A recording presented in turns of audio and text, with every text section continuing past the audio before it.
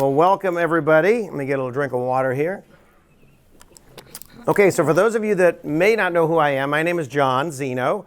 I have been part of Ratio Christi for a number of years, not officially on staff, but I do volunteer my time and support the ministry quite a bit, and with things like this, speaking and doing lectures and sessions like this. So tonight we're going to talk about postmodernism.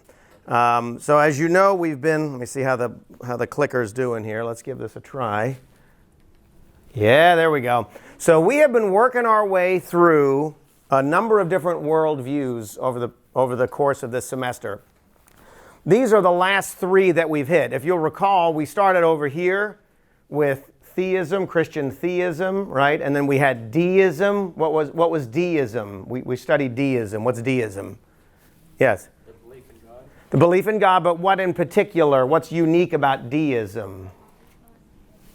Yes? Clockwork God. Clockwork God. God winds up the universe, lets it go, doesn't have any interaction with it after that, right? So whereas Christian theism or theism would say God interacts with his creation, deism would say no, he just winds it up and lets it go. And then we looked at scientific naturalism, which was the one I talked on, which is that God does not exist, nature is the sum total of all reality.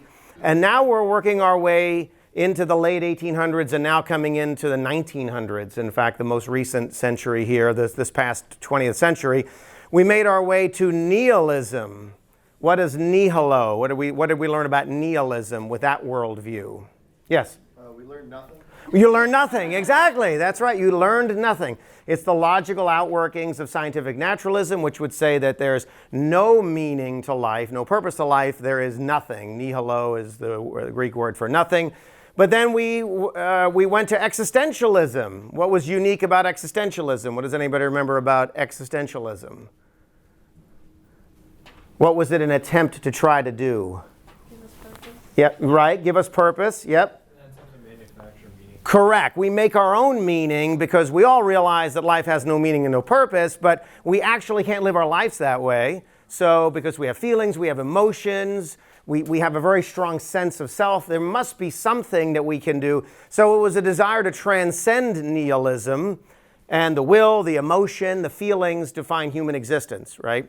Well, now we are starting to come to the end point of our worldview study. Now, I didn't put it on here, but sandwiched in between here were the last couple of weeks, which was monism, Eastern pantheistic monism, and the New Age spirituality, which we've done the last 2 weeks. But to really wrap it up, we make our way to modern day. We make our day to where we are in the modern world today, a postmodern worldview, postmodernism. Now, modernism, which was over here in our study, was the idea that that human reason was the ultimate source of determining truth. Postmodernism is actually beyond modernism, and it's the worldview that says that there are no grand stories of life. Does anybody know what when I use this word meta-narrative, I realize this driving over here, I probably need to define my terms a little better. What is a meta-narrative? Does anybody know what that term means?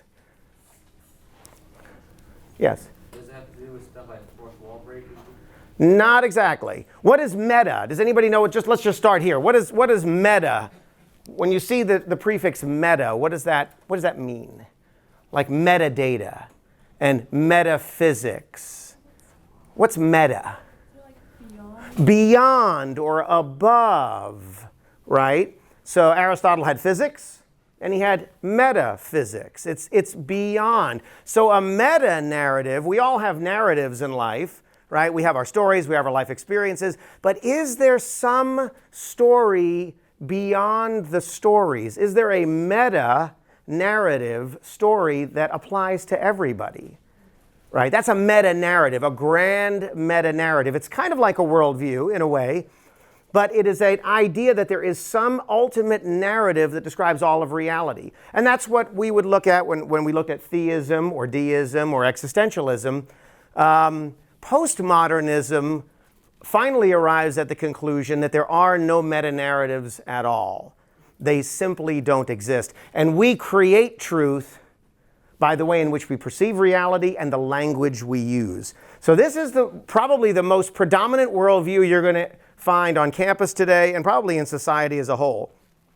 It is pretty much the reigning worldview in what is now the 21st century. Make sure I got this here. Okay, so one of the things we're going to look at tonight is when we talk about postmodernism, it's extremely difficult to define this worldview. In fact, it almost defies definition in a way. There are problems with how the worldview, even the concept of a worldview itself is in question. So postmodernism would say, what if everything we've been talking about up to this point is completely wrong? What if there are no such things as worldviews? What if there are no grand meta-narratives about reality? What if the entire concept of a meta-narrative itself is wrong? It is the ultimate position of skepticism. It actually questions everything, including the questions that we use to determine reality. What if no worldview meta-narrative is right or wrong? What if we, as humans, simply construct truth based on how we perceive reality and the language we use, and everybody has a different perspective, and everybody creates their own truth, their own perception of reality. So there is no standard way of seeing reality. Everybody creates their own reality.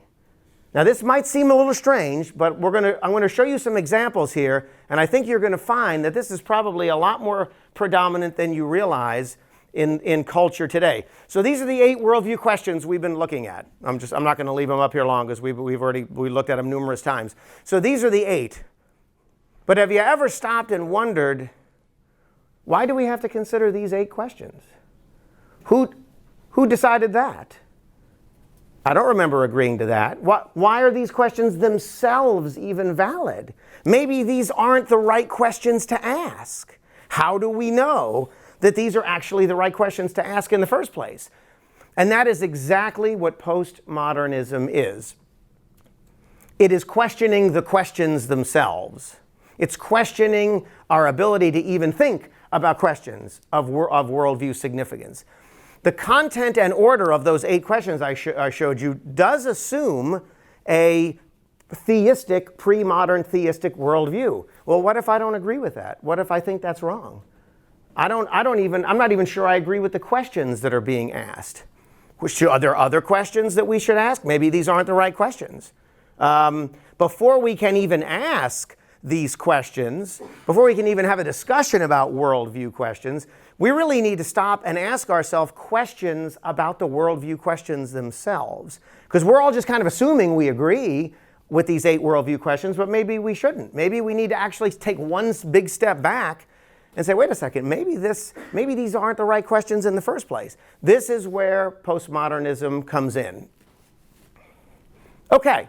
So really what needs to happen is we need to start asking ourselves questions about worldview questions. And the first question that gets asked in postmodernism is, how does language itself function to construct meaning? In other words, when we ask these worldview questions, there's an implicit assumption that when I put those 8 questions on the board, you all know the meaning of the words I'm putting on that board. And I assume you know what those words mean, and you assume I know what those words mean. But what if that's not the case? What if we're using words in different ways? What if those words have different meaning? What if the language we're using isn't consistent? Now, has anybody seen this meme or some derivative of this meme here? The 6-9, we call it the 6 and the 9 meme. What is this meme, what is this picture trying to tell us? Yes, Jared. It represents the fallibility of language because it can be interpreted more than one way. Okay. So the question that I have to ask is that a 6 or is that a 9? What do you think? Is that a 6 or a 9? Yes? My one math professor actually brought this up. There you go. At the very beginning of our first semester, and he said, it actually is a 6 or a 9. whatever the person who created it. Okay, very good. Okay. So what you're going to hear in culture today is that this is a 6 to this person, and it's a 9 to this person, because of the position in which they're standing and the way in which they're interpreting this symbol. This symbol, whatever it is, has 2 different meanings, because it means 9 to him and it means 6 to him. And this meme is supposed to convince you that objective truth and language doesn't really exist. It depends on where you're standing. It depends on your position. If you're here, it's a 6. If you're there, it's a 9. Who knows what it is? Maybe it's something entirely different than that. Nobody knows for sure. And this is the narrative of postmodernism language. How does language function to construct meaning? And can this thing mean different things to different people depending on their perspective, depending on their point of view? And this would be what postmodernists would try to convince you of. So what we're seeing over the past few hundred years is this shift in fundamental thinking from pre-modern to modern, and here's postmodern. So we've talked about pre-modern. We talked about theism, the belief that God exists. We talked about divine revelation from God, which put being before knowing. So you have to exist. You have to be before you can know anything. Modernism came along and said, no, autonomous human reason puts knowing before being. In other words, Descartes, I think, therefore I am. I know, therefore I am. So Descartes inverted it and said, no, we have knowing before being. But then a couple of very influential philosophers came along after Descartes, David Hume and Immanuel Kant, and said, wait a minute, I'm not even sure that's right. Because what if it's the thinking itself that creates the I rather than the I, me, creating the thinking?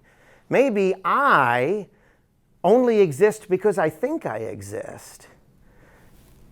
And this is what has led to the postmodern view, the view beyond modernism, which says that in reality there is no objective way to know anything. There's no objective truth. It's a 6 for this person, it's a 9 for that person. They're both right. There's no objective meaning, there's no objective certainty. It all depends on the perspective of the observer. And this is the reigning worldview today in most academic circles, a post-modern worldview, where there's no universal standard for anything. Everybody determines truth by how they perceive it. Yes? They even say, my truth. Exactly. They call it it's true for me. So it's true for the gentleman on the left that it's a 6, and it's true for the guy on the right that it's a 9. It's true for both of them. They just have different truths. They have different things that are true. So this is the postmodern perspective, that there is no truth, there's no universal standard for anything, and that truth is simply a function of the person observing whatever that thing is, whether it's a letter or a book or a document or whatever.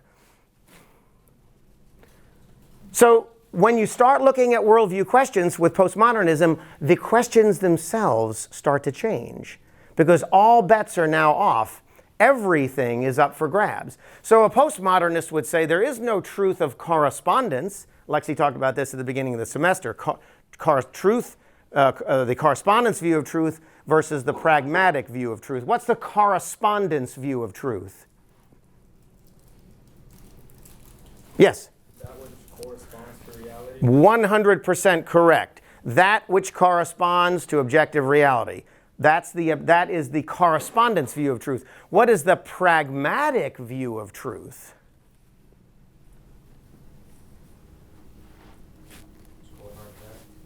Truth is whatever works. Truth is whatever works. So it may or may not correspond to reality, but it really doesn't matter. As long as it works, it's true. And this is what you'll see when you talk to people on campus. if you ask them what truth is, many times you'll hear them say, well, yeah, truth is whatever works. Truth is whatever works. Now, we'll talk about that a little later, but there are some problems with that definition of truth. But we'll get to it in a minute. All language is a human construct. There is no truthfulness, only usefulness of language. So language is nothing more than a tool that we use to describe things. And it's neither true nor false. It either works or it doesn't work. That's it. Because there's no truth of correspondence. There's only a pragmatic truth. And a postmodernist would say we create truth based on how we perceive reality and the words we use, the language we use. We create our own truth by how we see things and what we call them, how we name them. We talked about Nietzsche quite a bit over the last, 2 months. This is a terrific quote. Truth is a mobile army of metaphors. A mobile army of metaphors. Think about a mobile army of metaphors. Right? What does a mobile army do? It just kind of goes around and destroys things. And then it goes over here and it destroys things. Then it goes over here and it destroys things. Truth is a mobile army of metaphors. Truth can be whatever you want it to be just by the language you use. It's a mobile army of metaphors. And we're going to see this over and over again, that 100 years before this, Nietzsche was exactly correct. He knew where this was going. He knew where this worldview was going toward postmodernism, that we just create our own truth by how we call things and how we define them. Question number 3 talks about how it serves humanity, how it serves people. Stories give communities their cohesive character because people in different cultures have different stories, but they all seem to work for themselves, right? Then that becomes their truth. There are cultures today where it's okay to be a cannibal. I'm not kidding. It's okay to be a cannibal. Now, is it okay to be a cannibal in this country? Not so much. But that's okay, because our culture has a story that says cannibalism, not cool. But other cultures have a story that says, yeah, cannibalism's okay. See? We create truth. Nothing is right and nothing is wrong. It's just useful or not useful. That's all. So there's nothing wrong with that if you're in a culture that says it's okay to do that. Yeah, it's wrong here in America because we don't like, eating other people. But in other countries, it's okay because that's their narrative. That's their story. Groups of people believe the same basic story. The stories have strong social binding power. And they serve sort of as a de facto meta-narrative, even though meta-narratives don't really exist. So as long as you're in a culture, you're in a society that kind of agrees with the meta-narrative, there's nothing wrong with what they do, because that's generally what the culture believes. And if you're in a different culture, well, that's okay. Your culture can believe and do something different. That's fine. You have your own narrative. You have your own meta-narrative. And of course, cultures vary widely. There are all kinds of different cultures out there. So who's to say which one's really right and which one's really wrong?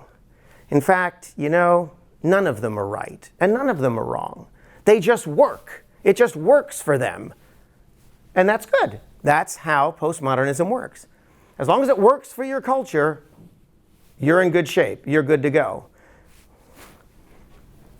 Meta-narratives mask a play for power, right? There are some meta-narratives that if we here in America try to force our meta-narrative on a culture that says, hey, that cannibalism thing is wrong, you shouldn't do that, that's very oppressive. We should not try to force our Western 21st century meta-narrative on other people. That's oppressive. You shouldn't do that. It's fine if you don't want to eat people, but don't tell us it's wrong, because this is our culture. This is our narrative. You got your own meta-narrative, and we're not telling you what to do with your meta-narrative. Please don't tell us what to do with our meta-narrative. That's the view of postmodernism. So there is no right and wrong. It's just whatever works for society, right? Postmodernists reject every meta-narrative except their own. Okay? So if there's another culture with a different meta-narrative, that's fine for them, but we're going to stick to our meta-narrative. We're not going to live that meta-narrative. We have our own meta-narrative. No one narrative is any more or less correct than anybody else's, right? Because again, It's simply how you perceive reality. It could be a 6, it could be a 9. They're both right on a postmodernist worldview. And trying to suggest that your meta-narrative is better than somebody else's, wow, that is a serious problem. How could you be so close-minded? Yes? How does one learn a meta-narrative? What's that? How does one learn a meta-narrative? Being part of a culture that you're in. Let me go back. Being part of a culture, right? Being part of a society. So there's a meta-narrative for these people. So do I always have to believe that my society is always right? Yes, but you can never compare your society to somebody else's society. Well, no, I mean... Because you have your own meta-narrative. Right. Right?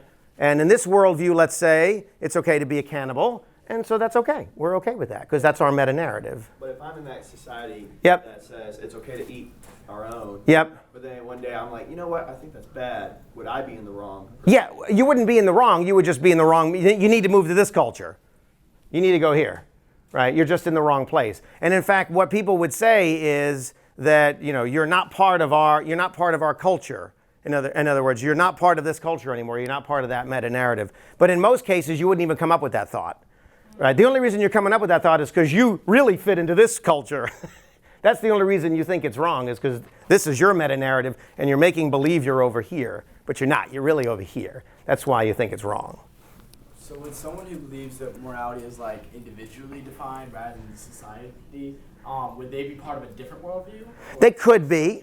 Yeah, and now you got to be careful. Meta-narrative and worldview are not exactly the same thing, but in the terms of what we're going to say today, they essentially fit the same definition, right? So on that note, an individual could have their own. They could, but chances are they're going to be consistent with their culture's meta-narrative. Like, for example, let's just play a game. In this meta-narrative, is it okay to be a racist? This meta-narrative right here. Now, but what if I say, gosh, I just don't like that meta-narrative. I think it's okay to be a racist. Am I going to be accepted by this culture very nicely? Probably not, right? Because I'm going against the meta-narrative of this culture. Now, by the way, I agree, you shouldn't be a racist. But that's the meta-narrative. This culture might think it's okay to be prejudiced against people from a different tribe. What we would call racism or culturalism, they might think it's okay to hate somebody from a different tribe or culture. It's okay for them because that's their meta-narrative. We here in this meta-narrative would say, no, you can't do that. But again, nobody's right and nobody's wrong. It's just what works for reality. And we should never tell this group, hey, you're wrong for being racist, because that's their culture. That's their culture. It's not ours. We would never be racist, but this culture, sure, they can do that. Absolutely. Yes, I see a couple of hands. Kirby. If neither's right nor wrong, Right. why is it that I have to follow mine? Why can't I reject mine and choose someone else? You could. You certainly could. You could choose to reject your culture's meta-narrative that says you shouldn't be sexist. You could choose to reject that if you want, but you reject it at your own peril, because you'll probably be a social outcast because you're not following the cultural meta-narrative, right? Like, could you go and join like another? You probably could. But then, of course, there may be things about this culture that, you might not find too appealing, because there's other aspects of that culture you might not like.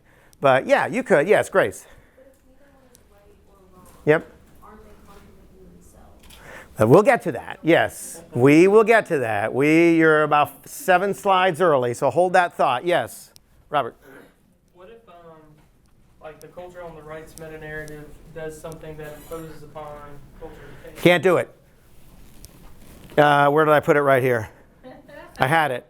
What did I do? It sufficiently agreed upon. Might be back. Hold on. Let me see. Hold on.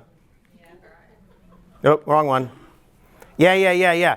Any meta-narrative other than your own is oppressive. No one meta-narrative is more correct than the others. So you stick to your meta-narrative. Don't tell me my meta-narrative is wrong.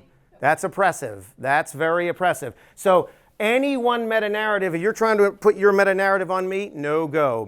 Oppressive. I'm saying, like, instead of them, sorry. Go ahead. Instead of them trying to maybe impose is the wrong word. Okay. Not to push their views on them, but if their view was to do like to attack them. Sure. And then what ground does other group have to say it's like, you can't attack me. The other group's going to say, well, this is my meta-narrative. Oh, well, right, exactly. This is part of the problem of the logical inconsistency. Right, like what if your group has a meta-narrative that says it's okay to be oppressive? Right, then what are you going to do, right? So this is where the logical inconsistencies come in, and we'll get there, yes. You're already starting to see it, I think, that there are some incoherences here with this worldview.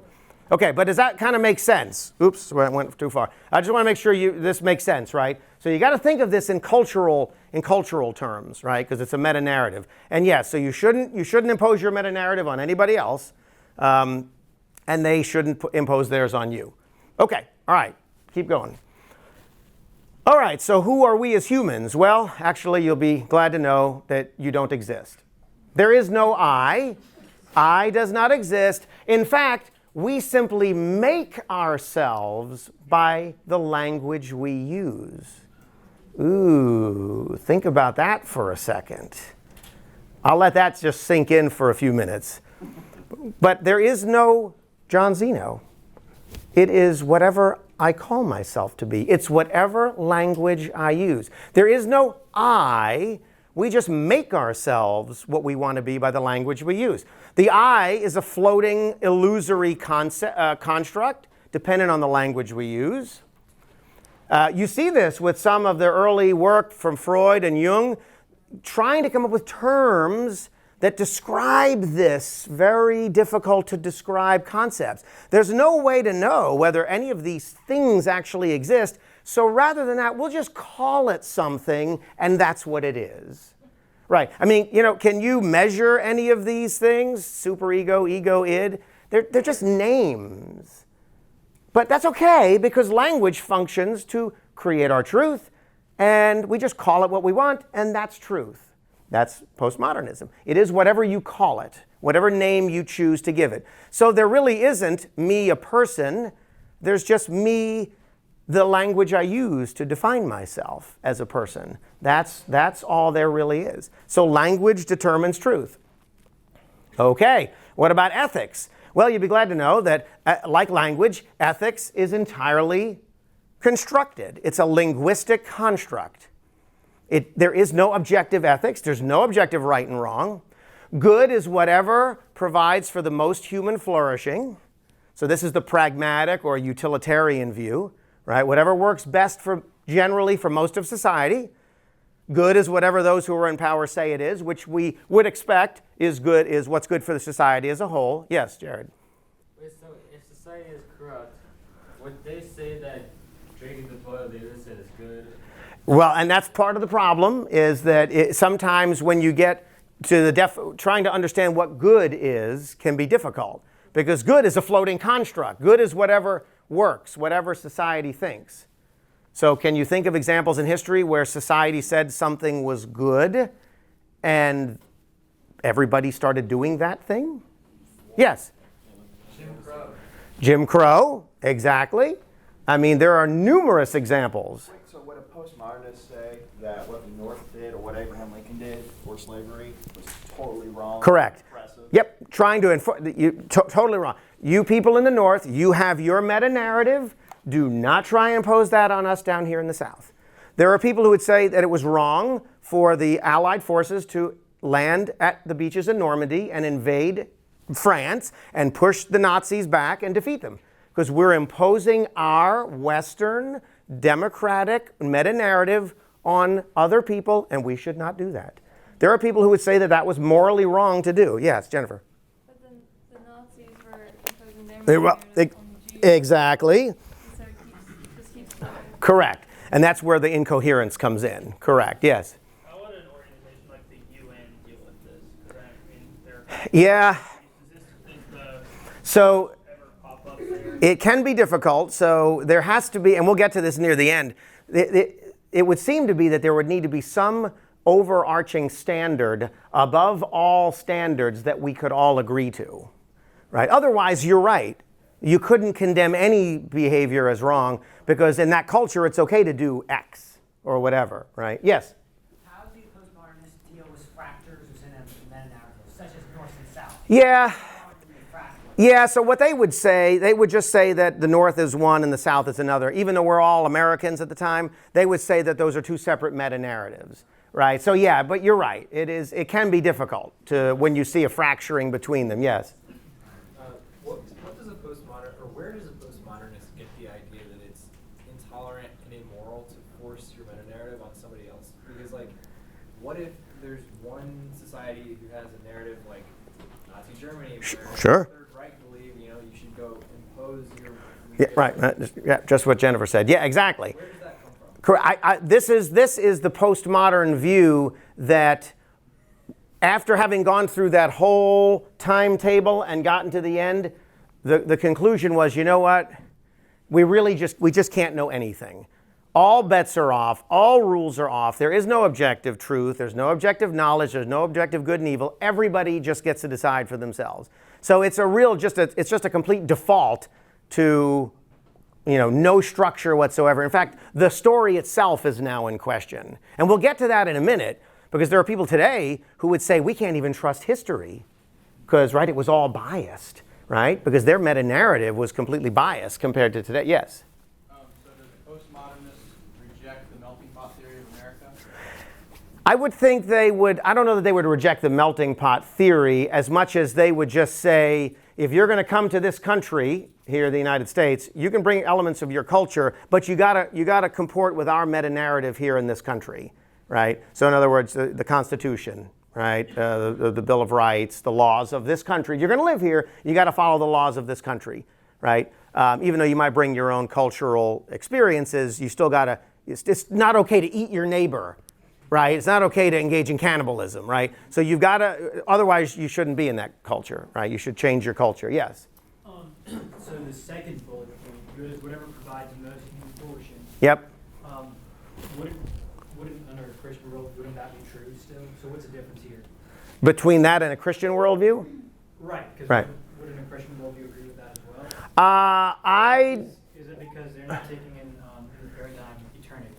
Well, I would say there's a couple of reasons to reject this independent of any theistic or Christian worldview. Can you think of an example where something that could provide the most human flourishing or the most benefit to the most people would still be pretty bad, and we wouldn't, I hope we wouldn't agree to it today? What's that? Like anti-vaxxers, putting them in jail. Right? Yeah, Ariel, you're going to say something? I was just gonna say, it's like the classic problem. We have the train full of people, and like the one person on the tracks will come you say. Correct. During the Holocaust, the Nazis had dozens of medical advancements that helped millions. You bet. But at the price of terrible Yep. torture. You bet. And so that was good for the majority of society, but it kind of stunk for a small percentage of society. But on that view, that would be good, because good is whatever society thinks it is. Yes? I guess communism would be the opposite of that. It's good over like a bunch of But again, in this worldview, good is whatever those who wield power in society says it is. Yes? What I don't understand is, so point 2 says good is whatever provides for the most human flourishing, and then the last one says that postmodernism makes no normative judgments. Isn't number 2 a normative judgment? It is, and that's part of the logical inconsistency of the worldview. And point number 3 would almost seem to conflict point number 2, unless you assume that the people in power are trying to do whatever provides the most good for the most people. But it might not be the case. You might have some crazy dictator who just wants to do what they want to do, or who cares what the rest of society says, right? So yes, you're right. There are numerous inconsistencies in this worldview that we'll talk about. Yes? How about when you post, like, happens almost every other week, I feel like on Facebook, like, the minute, what I say again? The meta of the Facebook. Meta-narrative. Meta-narrative. Yep. Facebook sometimes can get, like, you can post something very logical about what you're thinking about Yep. on Facebook, and out of left field, there comes this friend you haven't heard from, like, in a couple of years, and he just posts and says something stupid, and you're like, what? Yeah, worldviews and meta-narratives are an interesting thing to think about, right? Because you want to make sure that you have a consistent worldview. And we'll talk about the inconsistencies of some worldviews. And we'll talk about postmodernism and its inconsistencies. But this is kind of just laying the groundwork for what this view is. I mean, is any of this ringing a bell? Have you ever stumbled across this worldview before? Is this entirely foreign? And what do you think? Wait, that's foreign? Is it oppressive? Foreign, it's not oppressive. Yes, in the back, all the way in the back. So if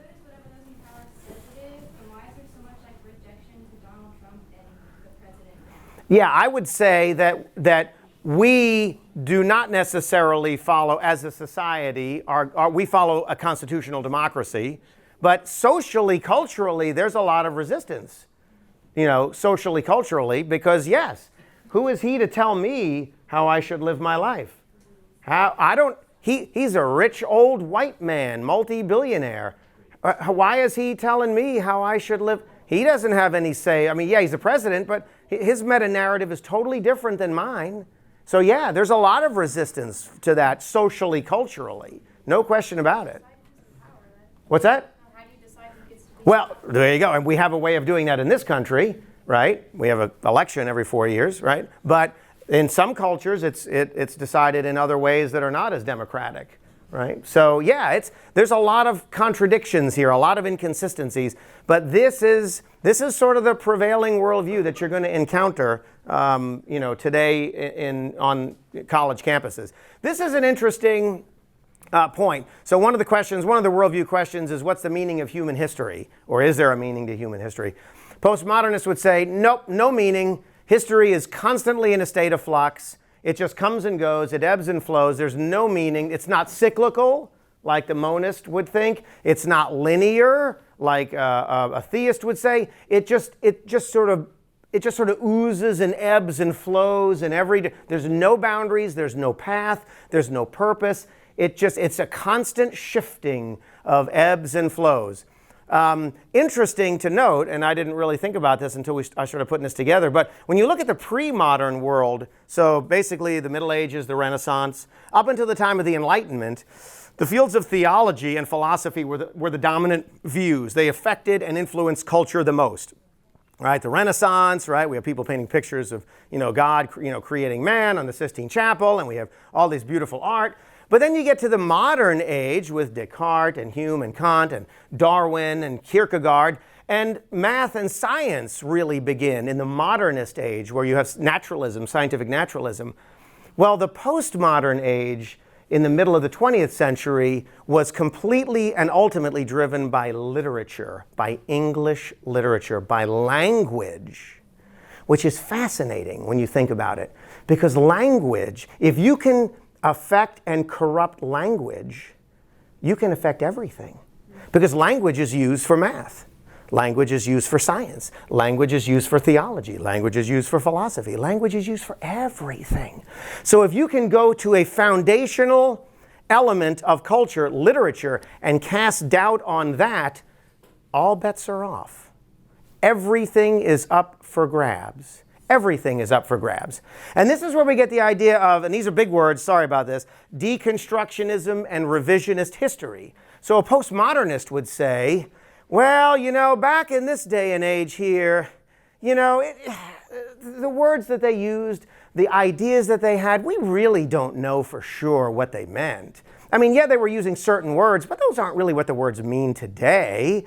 And, in fact, we really can't trust anything that happened in the past here because, they were biased and they had their own agenda. And, after all, the people who wrote the history books were the victors, right? The victors wrote history books, right? So all of history is really biased. We just can't know for sure. So really, we're just going to have to just completely deconstruct and revise history because we really don't know for sure what happened, right? Clearly it's biased. We don't know what language they were really using. Did they really mean these words they said? Everything's kind of up for grabs now. And this is what we see today. Revisionist history, deconstructivism. This is really the prevailing worldview of today. Questioning everything. Everything is up for grabs. And so even history today is up for grabs. Even philosophy. I mean, even math and science, my beloved math and science, is up for grabs now. I mean, think about it. It's astonishing what has happened. So it was really a powerful, powerful movement. Okay, so here's postmodernism in action. So have you ever heard anybody say, I self-identify as a chicken. I self-identify as Bruce Jenner's dog. Why not? I am how I define myself to be. There is no I. It's whatever words I use to define myself. Think about that. right? You are whatever you call yourself to be. Whatever words you use to describe yourself, that's true for you. And I have no right to tell you, hey, that's incorrect. No. I have no right to do this. I can't tell you you're a cat when you think you're a dog, because that's the word you've used to describe yourself. And for me to tell you you're wrong is oppressive. Yes? But it doesn't really make you a dog. Well, this is the pragmatic view of truth. Truth is whatever works. And if that works for you, that you're a dog, that works for you. Have you ever heard anybody say that? You know, that, well, whatever works for you. There it is. Now, does it comport with objective reality? It might not, but that's okay. We don't care about correspondence view of truth. We want the pragmatic view of truth. Truth is whatever works. And if that works for you, I can't tell you you're wrong. If you think the earth is flat, well, that works for you. I guess that's true for you. Even though I kind of know it doesn't really comport with reality, I can't tell you, and if I tell you you're wrong, what are you going to label me as? Oppressive. How dare you impose your meta-narrative, you round earther? How dare you impose your meta-narrative on me? Right? That's exactly where we are today. Words have no objective meaning. Yes, Mr. Will.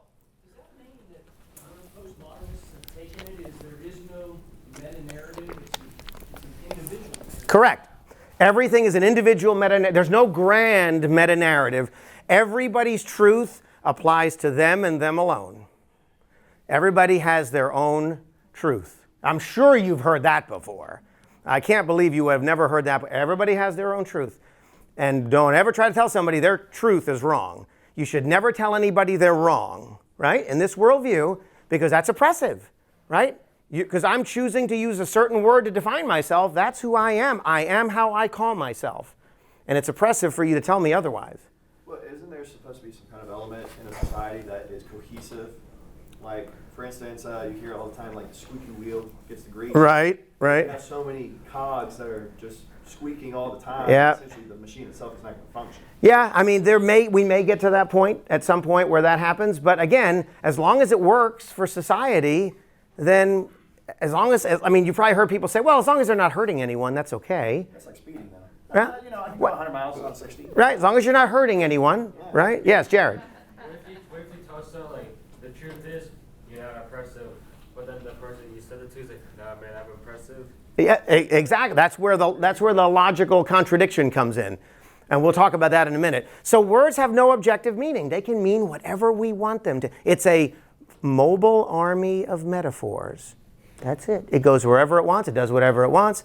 You can define it however you want. It's entirely up to you. Sounds like a pretty liberating worldview, doesn't it? Yes? If they don't really have any meaning, does that mean we shouldn't get penalized for those words? Well, I mean, one of the things we'll talk about is if this is true, do you have any reason to trust that statement? No, because the statement's made of words, and you just got done telling me that words have no objective meaning, so why do I even think that's true? But yes, you're right. It's very internally is incoherent. It's logically incoherent. It defeats itself. Yes, Grant. You can't say that. That's oppressive. That's oppressive. I shouldn't say that. That's right. I mean, it's exactly correct. I know you've heard all of history is biased, racist, sexist, oppressive, right? I'm sure you've heard that before. That's where this comes from. That's where this originates. This is the worldview that put that into motion, right? We can't trust those words people wrote. This is probably my favorite one. If you want an entire lecture on this subject alone, go see Mike Adams. Go see Mike Adams. The Constitution is a living document. You know that pesky Second Amendment where it says you have the right to bear arms? Well, no, hold on. That's not really what they meant. They didn't mean automatic weapons. They didn't mean assault rifles. They meant muskets. See, Second Amendment doesn't really apply to automatic weapons. That's not what's meant by arms. You change the meaning of the words. Free speech, First Amendment. Well, that doesn't really cover hate speech. Hate speech is not, no. Yeah, you have the right to freedom of speech as long as you're saying things everybody likes. But the minute you say stuff people disagree with, well, that's not really what's meant. That's not what they meant by free speech. Words have no objective meaning. You can make anything say anything you want. You can literally change everything. And this is where we are today. This is exactly where we are today. Cultural appropriation, gender pronouns. I mean, the list goes on and on and on. This last one's a bit controversial, so you'll have to forgive me. But have you ever heard somebody say, well, it's okay for me to use the X word, but not you? Like, it's okay for a girl to use the B word when she talks to another girl, but a man, no, you can't use that word. You can't use it because it means something different when it comes from you. Words have no objective meaning. We define what words mean. And when you say that word, it's perfectly okay. But when you say it, nope, not okay. That's where this comes from. It's all about language and how you use language. And it is a slippery slope because all bets are off. You can basically you can make things say whatever you want. And this is where we are today with the postmodern worldview. Now, it gets worse, believe it or not. Human child or blob of tissue? It depends. Is it okay to kill it or not? Depends on what you call it. If you call it a blob of tissue, it's just like removing a skin tag or a mole. It's just a blob of tissue. Right? Baby versus fetus? Well, it's not really a baby. It's a fetus. Even though fetus means baby in Greek, we've changed the meaning of the word. Well, that's not really that's not really what that word means. It's not really a baby, it's a fetus. So you're not really killing a human baby. You're just removing a fetus. You're removing a blob of tissue. It's not really a person, right? This is, if you went to the Mike Adams debate with Willie Parker, this was huge, right? Right? Human being versus human person. Right? I mean, yeah, okay, maybe having an abortion kills a human being, but it's not really a human person, so that means it's okay. Because it's not really a person, after all. Language, how you use words, the meaning of words. I mean, my goodness, biological sex versus gender, oh my goodness. For time immemorial, those two things were identical. But in the last 20 years, they are now entirely different things. They're completely different things. Biological sex, male, female. Gender, whatever you want. Call yourself whatever you want. It's all about language. It's all about words. Meaning of words is completely up to you. You get to determine your own truth. So this is really where things are starting to head in this day and age. And what we're seeing, this is really, a lot of this is the logical outworkings of postmodernism. I will tell you, 30 years ago, if somebody had said this, you would have been laughed at. But today it is absolutely normalized because we've decided that this word doesn't mean the same thing as that word anymore. And so they're two completely separate things, and there's no reason to think that they're connected anymore because we've separated them. And I could have given you many other examples, but I think you get the idea of how this works. Any questions on this? Yes? I want to say that to help us calm our spirits and not think all is lost. In our time today, we still have huge walls, blocks. And like if you work in the medical field, those things still mean the same thing. Biological sex and gender. They're still saving premature babies at the hospital. They really are, people, the legal system still protects people and all that business. I mean, so I don't know how much time we'll have. I know. Well, I mean, but it's you see the direction it's going. Right? You see the direction it's going in. Yeah? Yes? My question is why the 1960s? My professors, It's a great question. I mean, they pointed out that architecture, art, literature, culture, music, even style changed. Some people say it was the Vietnam War. No. In fact, it's a very complex combination of all of those things. 1950s, after World War II had come to the end, and you had Sartre and Camus with their existentialism. Then in the 60s, things really began to change. Right? Culture, society began to change, the views, literature began to change. You had a lot of these postmodern writers, architects, everything started to move toward this postmodern way of looking at things. And yes, that's exactly when it really started to happen. And it was really primarily within English departments and with English studies programs. It wasn't in the sciences and the maths. It was in in literature and language. Yes, you had another question. Well, the only thing is a lot of the postmodernism, pushes, perhaps by like the Supreme Court, Roe versus Wade, these guys were in their 60s and 70s. Some of them were born in the 1800s. They were appointed by presidents that lived in the 1940s. Yeah. Why in the 60s? Why did they? It's hard to know. I mean, yeah, you're right. I mean, they were all of a very different generation. But I think culturally, socially, things were starting to migrate, and you started to see that change happen. There's no question about it. It definitely changed during that time period. Don't know for sure if with that particular example, but I think in general societal circles and culture, everywhere, whether it's art or music, I mean everything, language, things began to move toward that postmodern slant. I can remember growing up in the 1980s and thinking, yeah, truth is relative to the person. Truth is whatever you make of it. Now, that's not the case for science and math. No. Science and math are objective. Gravity works for everybody, right? But when it came to things that were not empirical or scientific, I had a view that, yeah, truth is whatever works, right? Well, truth is however it works for you. So I'm telling you, we're gonna look at this in a minute, but the influences on Christianity were actually quite surprising. So do we as Christians relativize our faith? Have you ever heard anybody say Christianity is true for me because I believe it? That's a very postmodern view.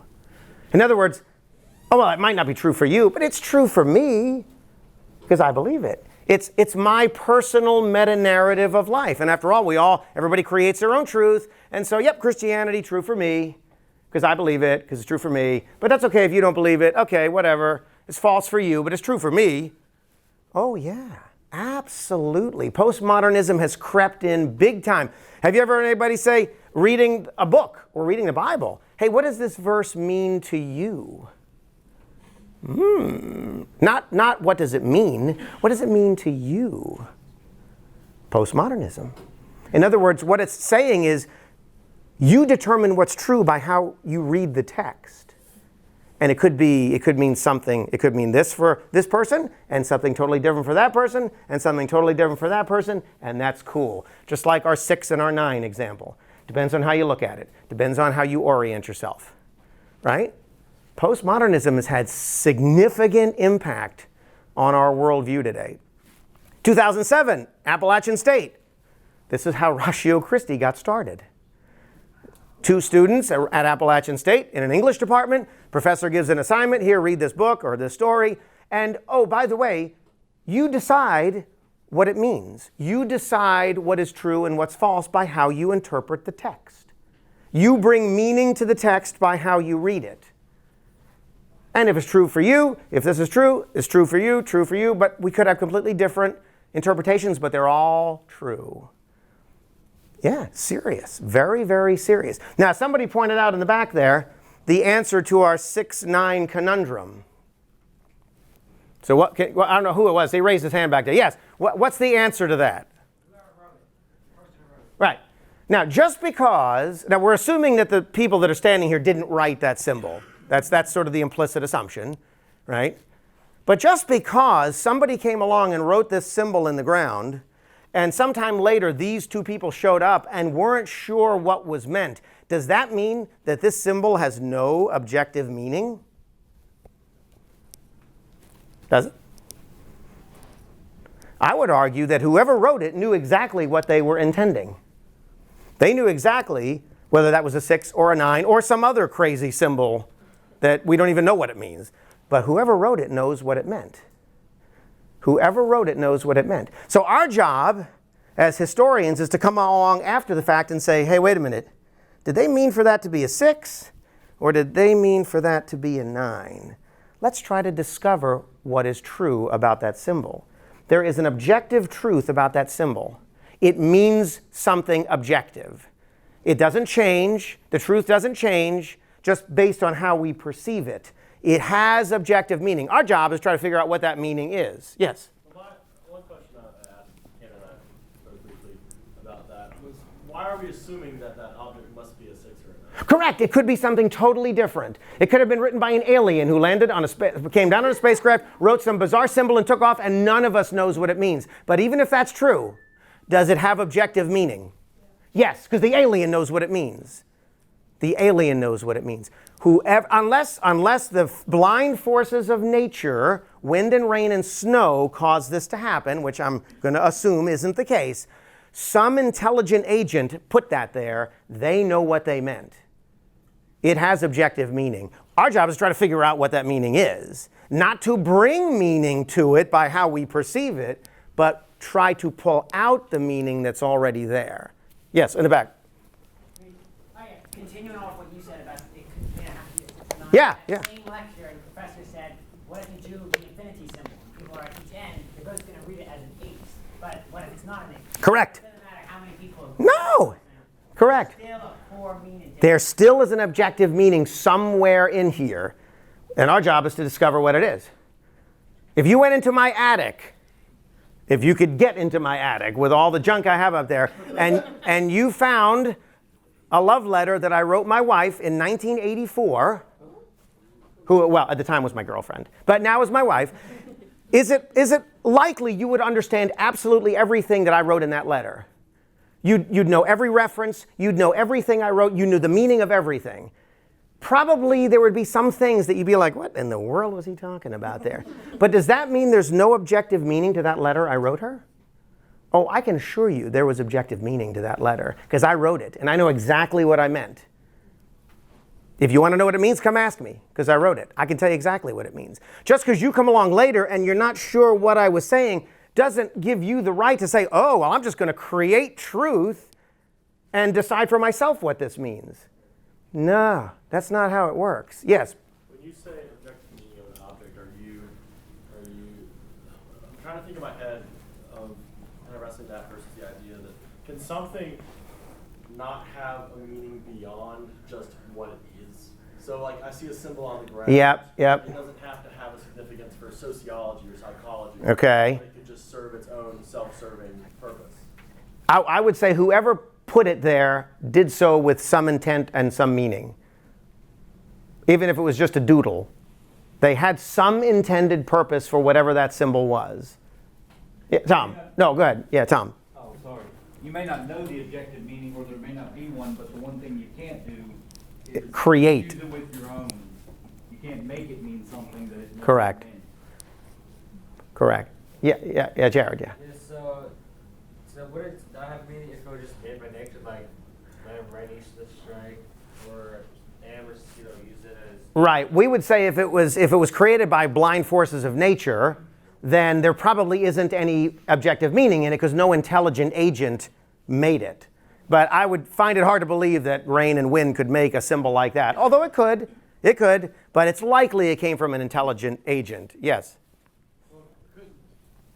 When something like this happens, where like you come across something and there's no certainty of what the original meaning was, Yes. doesn't that open the door to just blind theories? It could. So, for example, I'll give you an example. So, I was at NASA in Ohio about 3 months ago, and NASA wants to put a human being on Mars by 2030. Pretty cool. Who wants to go? So you volunteer for the flight, and you get in the spacecraft, and 4 years later, you land on the Martian surface, and you get out, and you're walking around, and you stumble across this tablet, and you dust it off, and there's these bizarre symbols and things, and graphic description, and you're like, what? I don't know what any of this means. What in the world is this? I guess it has no meaning. I guess I will determine what all these things mean. Would anybody go for that interpretation? Because we're quite certain no human beings have ever been on Mars. But somebody had an intended purpose. Something, some intelligent agent had a purpose for whatever those crazy symbols mean. Nobody would say, yeah, let's go make up our own meaning for this tablet. Not a chance. We know it has even if we have no idea what it means. So if you want to figure out this is a 6 or a 9, you have to look at the context, right? Are there other letters and words around? Is it part of something else? Now, if it's by itself, that may be more difficult, right? It may be more difficult. If you're reading a book or a passage of a book, right, and you're like, what is that? Well, I'm not sure what this writer means by this. What do? Well, let's read some more. Let's read what's before. Let's read what's after. Let's read about the author himself. Maybe the author was writing in a certain time period and had a certain perspective. Maybe he had something in mind when he was writing this. You look at clues. You try to figure out. You're discovering what is true. You're discovering the truth about this thing. You're not making up your own truth. You're saying there's some objective meaning in that thing, whatever it is, and I got to figure out what it is. I discover what is true. I don't create what is true. Just like Lexi said, right? Truth is discovered, not created. There is an objective meaning there. Yeah, Jared. Yeah, in relation to that Martian pattern analogy, so it's basically the researchers that magnitude declare what it means, because probably not, it could be like some aliens call it post and another one for, stealing something from them. We have no idea what it means, but just because we don't know what it means doesn't mean it has no meaning. It has meaning to somebody, and our job is to try to figure out what that meaning is. That is the way, I hope, you approach all literary studies when you read books, when you read papers. You don't read it thinking, hey, I get to create my own truth here. No, you discover what the writer is trying to tell you. You look for clues. What's the literary style of the writing? What's the literary genre? What words are they using? What time period did they write in? Oh, the 1500s. Ooh, okay, that's quite a bit different than the 21st century. How would this have been understood in the 15th or 16th century?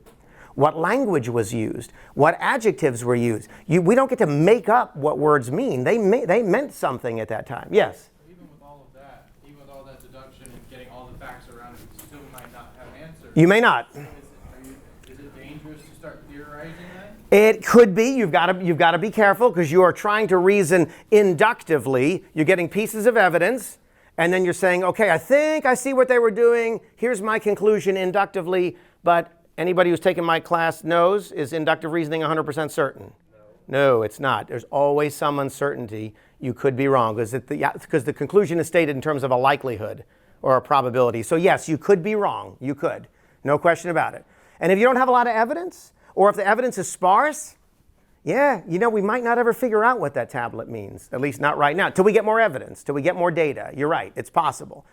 But under no circumstances do you get to just make up your own meaning and bring meaning to the text when you read it. So this is extremely important for any literary studies, any book you read, anything, right? You're not bringing meaning to the text by how you interpret it. You are trying to extract the meaning that's already in there that the writer has left for you. It's like a mystery. It's clues. What were they trying to say to me? And you try to pull the meaning out, not put the meaning in. And that's the problem with postmodernism, is they're trying to put the meaning in. And when you try to put the meaning in, what do we got, like about 70 people here? You get 70 different answers because everybody puts in something different because we all have different ways of looking at it. Okay, any questions on this? Any questions on... It's a good discussion, by the way. Okay, so postmodernism problems. You're all so smart. You figured it out already. So I won't spend too much time on this. But obviously, there are some logical problems with postmodernism, right? Rejection of all meta-narratives is itself a meta-narrative, right? I reject all meta-narratives. We should all reject all meta-narratives. Well, isn't that a meta-narrative, that you're rejecting all meta-narratives? You're basically saying there are no... It's like saying there is no truth. Well, is that true? Right? I mean, obviously, the idea that there are no meta-narratives is itself a meta-narrative. So it's self-defeating. The idea that we have no access to reality is self-contradictory because you have to have access to reality to know that you have no access to reality. If language has no objective meaning, then how do we know what the statement itself means? Because it's made of words and language. And if language has no meaning, why does any of this mean anything? I can't know anything if that's the case, including this slide. Right? Ultimate skepticism of human reason requires human reason to reach that conclusion. Right? If everybody's biased and everybody is biased and we can't trust anybody, how do you come to that conclusion? You trust your own judgment, don't you? Well, wait a minute. How come you're not biased in coming to that conclusion? Right? This is really the forerunner of a lot of today's social justice and critical theory ideas, which we're going to talk about in the spring, because I think they've got me lined up to talk about critical theory, which is a very predominant view that has spawned off of postmodernism that we see today in the university environment. So a lot of the social justice and critical theory movements follow this type of thinking. And so you'll see it everywhere. You'll see it in a lot of places. Okay, so final thought for the day. Everybody recognize what's on the left? Yeah? Take a guess at what that is on the right. All right. So this was the potassium cyanide pill found on the body of Adolf Hitler when the Russians invaded Berlin. So he took a potassium cyanide pill to kill himself, but he actually shot himself in the head with his pistol before he died from the potassium cyanide. This was actually his backup plan in case the gunshot wound didn't kill him. So, if you're a postmodernist, you would have no problem with me doing that. Because after all, words have no objective meaning. I can call things whatever I want. See, this is Tylenol, because I call it Tylenol. So you should be free to go ahead and take that with no consequences. Because after all, it's true for me that that's Tylenol, because that's what I choose to call it. And this is true for me as well, because that's what I choose to call it. Now, does anybody live their life this way? No. They just don't. Nobody lives their life this way. Nobody jumps off the top of the Empire State Building and says, gravity isn't true for me, without a parachute. Right? This is a worldview that is unlivable. You cannot live this worldview out. And then the bottom line is nobody really lives their life this way. They just pay a lot of lip service to it. But if you press them and ask them hard questions, you'll see that they really don't actually think this is true, but they act like it's true. And so you have to really be thoughtful in how you engage with folks who have this postmodern worldview. It's very pervasive in society today. It seems very open-minded and very thoughtful. I mean, after all, who wants to tell somebody they're wrong?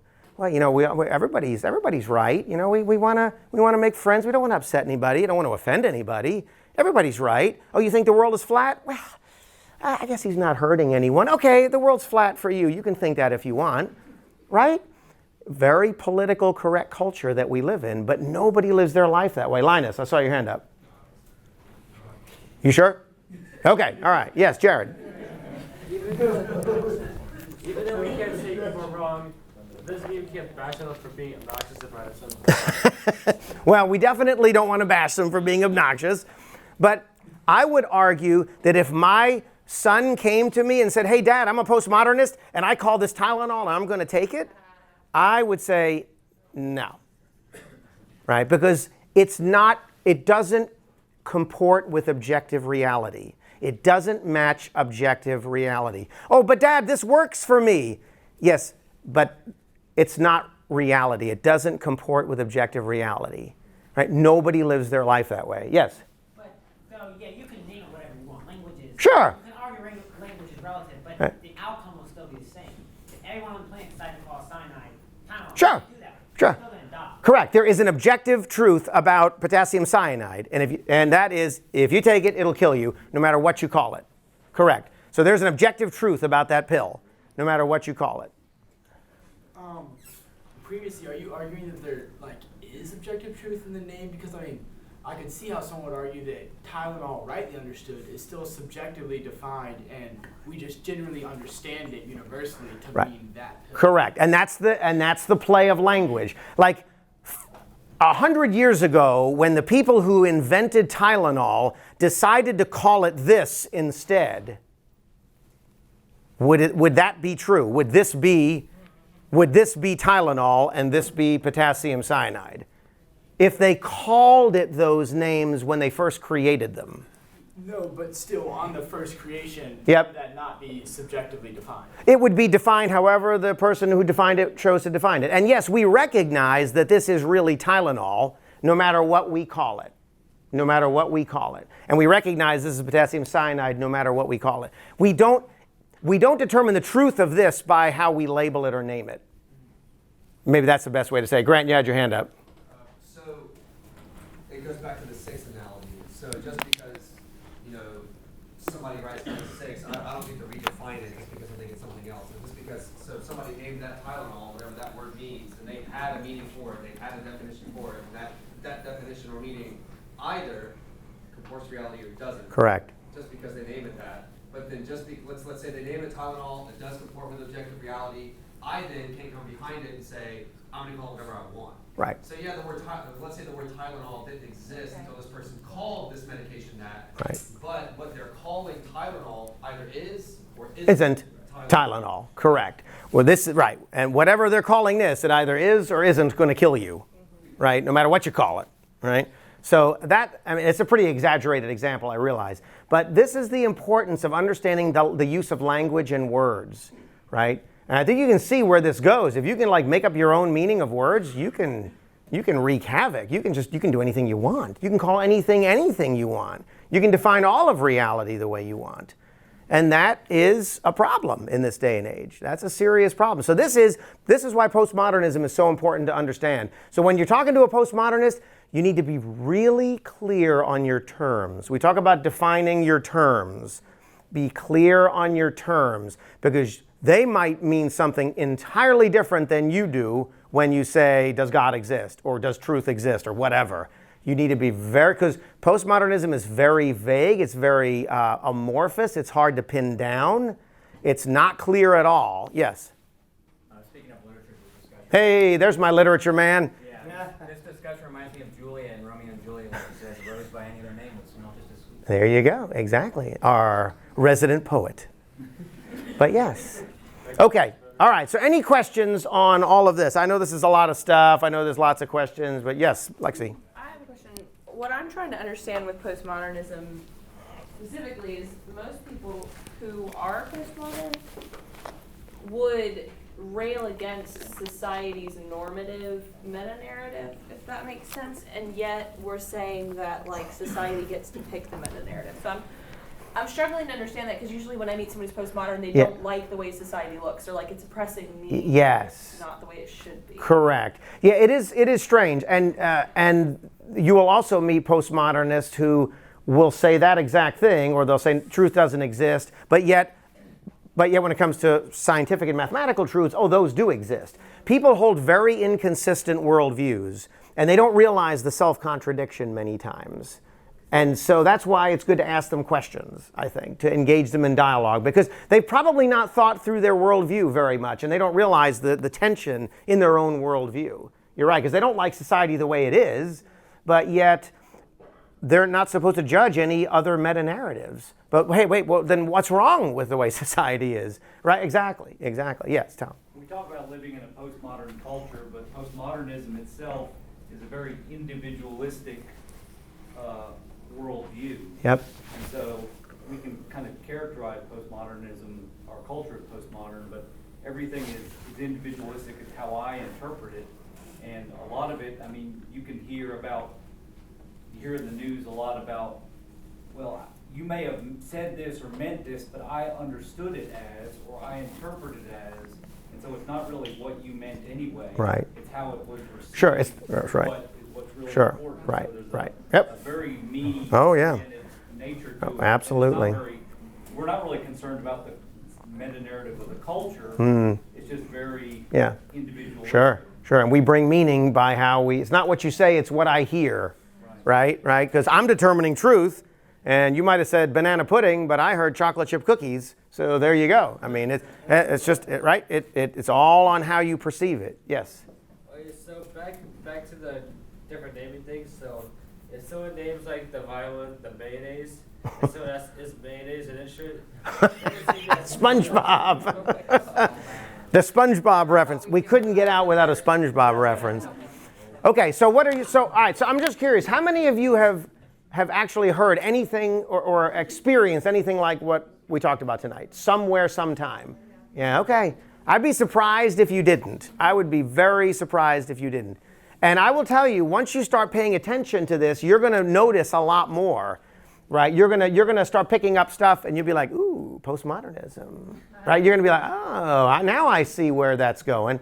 Now you'll have, so the radar will be tuned to kind of pick this up a little bit. And this is a great opportunity to engage in dialogue, right? Ask questions. Be clear on the terms. Make sure you can follow the thinking to its conclusion. But engage in this discussion. Help people kind of work through this worldview, because this worldview is so opaque and so amorphous that people don't even know they hold this worldview. They just assume it. They think this is the way reality is. And until you can actually step outside of it and look back on it, you don't even see it for what it is.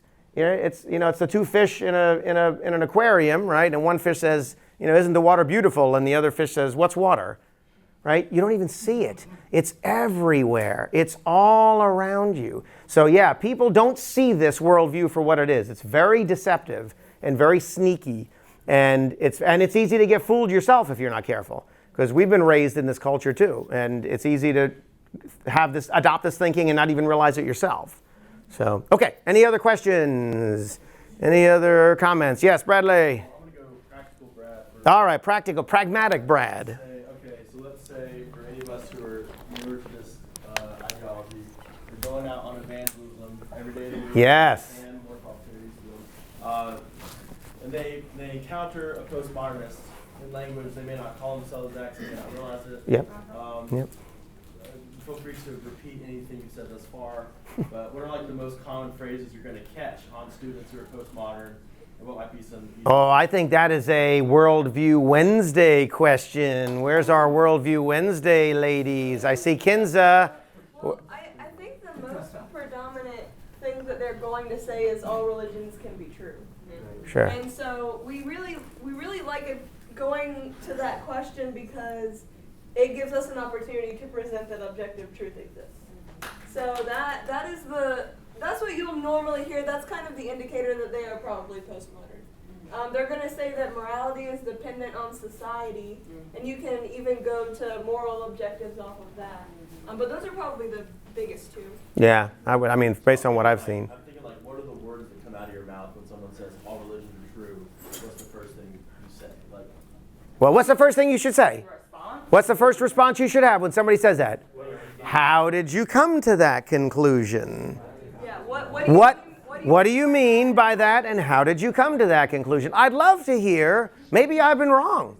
Maybe I've been wrong thinking that all religions are not the same. Maybe, please help me. How did you come to what do you mean by that? How did you come to that? Ask for evidence, just like any other inquiry, right? Yes? I feel like a lot of people go to the whole, like, if you believe it to be true, then it's true. Sure. And I'm often like, can beliefs Determine truth. Yep, absolutely. There's good questions you can ask like that. There really are good, right? But that's the way to engage. What do you mean by that? Define your terms. How did you come to that conclusion? Give them the benefit of the doubt.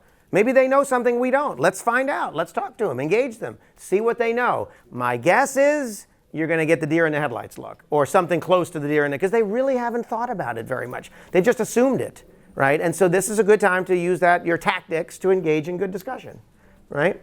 That's a good question. Really, really good question, because we want to make it practical. Okay.